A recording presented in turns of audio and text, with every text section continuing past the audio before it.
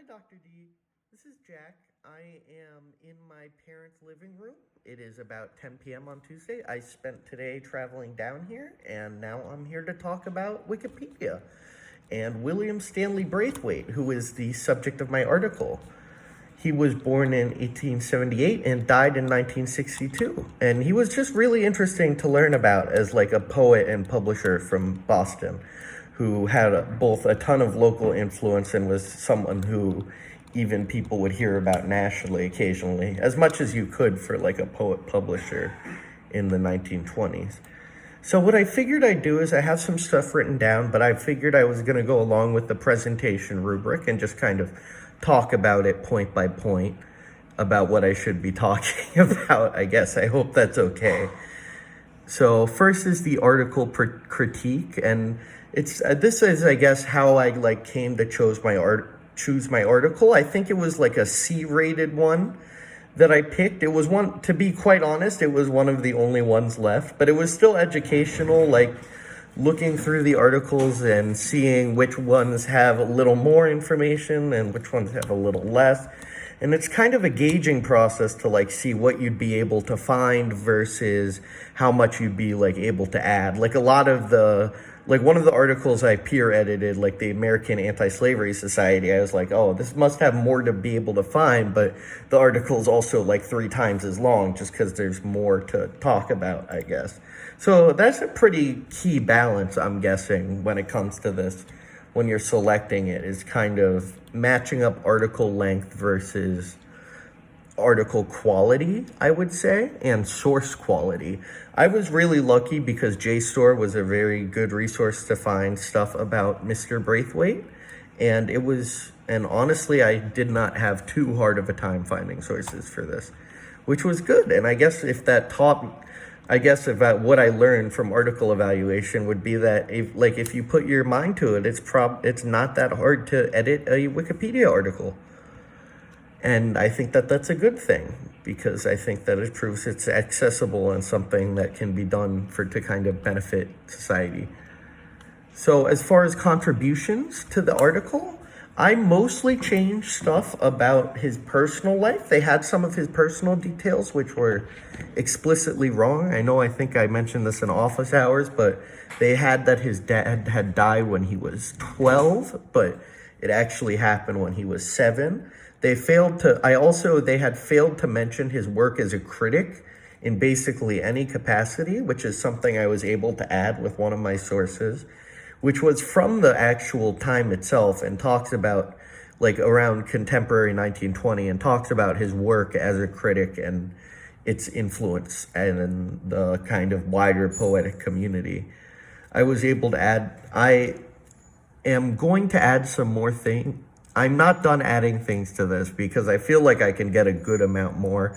And especially with they have a sort of full list of his publishing, but they don't really have a holistic kind of like wrap up of what his style and sort of thematic choices actually are. So I feel like that could definitely be a section that I could even improve on further from now. I've added some of that stuff about like the kind of literary mechanics he employed in his sort of evaluations and criticisms, but I feel like I can maybe make that into a full section.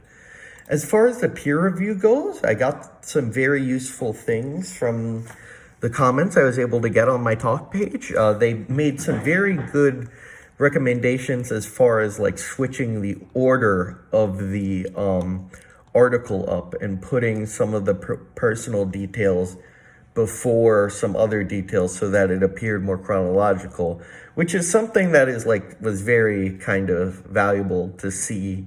And I was like, oh, I guess I should have noticed that. But no,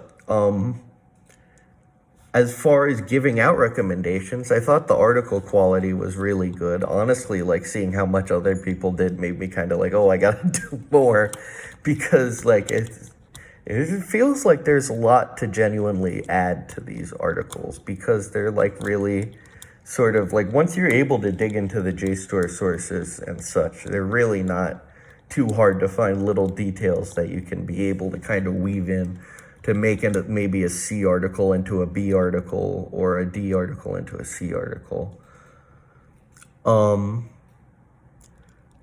I did not get any other feedback from any Wikipedia editors. Okay, so what I learned generally from Wikipedia. So basically, like you said in class, Wikipedia has I feel it's as if every kind of American student who has been in school who was born in the late 90s has a complex experience with Wikipedia, because it was that sort of maligned sort of source in our sort of middle and high school years. It was the common mantra that anyone can change it. It's not a reliable source, and more that it just became its sort of own sort of half area of intellectual sort of moderation. But I was never really that down on it, to be honest. I'm not trying to be oh, I liked Wikipedia before it was cool. But I always thought it was nice to be able to look up whatever random historical figure I was thinking of at the time, and I could get a bunch of sources about what they were up to. And honestly, if something I learned from contributing to Wikipedia is that whole myth about it being that it really is a myth that anybody can change it, because they really are kind of on you about what you change. I guess one of my major things is that they the actual community standards on this are something that are well thought out and well organized. I also learned that a lot of information is easier to find than it would seem. At first, I thought it would be very difficult to find information about Mr. Braithwaite for this article, but it actually turned out to be not the hardest thing in the world, which was pretty refreshing. How this compared, this assignment was frankly more fun than the average college assignment. It's pretty cool to interact with something that's actually consequential, and to also see that other people that it's getting a certain number of page views per week, and that your work is genuinely impacting a living body of work. And that's another thing I think that I learned about Wikipedia, is how much of a living sort of body of work it is, how it's kind of a testament to the human condition, if anything. I know that might be a little silly, but yeah, as far as it improves public understanding of African American people, topics, events, that sort of thing, it definitely appears to be one of the topics that's sort of underdeveloped on Wikipedia, maybe just due to the systemic sort of information gap that's been enforced by sort of hierarchical sources for the past hundreds of years. But as far as adding to this, it really does sort of feel like you're contributing to a legacy of improvement and sort of trying to understand communities and underrepresented ideas, which might not be necessarily fairly put in an encyclopedic form. There is a very clear sort of thing in academia where there can be very heavy misrepresentations, if not just misunderstandings, of African American literature or ideas, especially when people are kind of cataloging them in a neutral environment that's like an encyclopedia. It reminds me of the black skin white, or the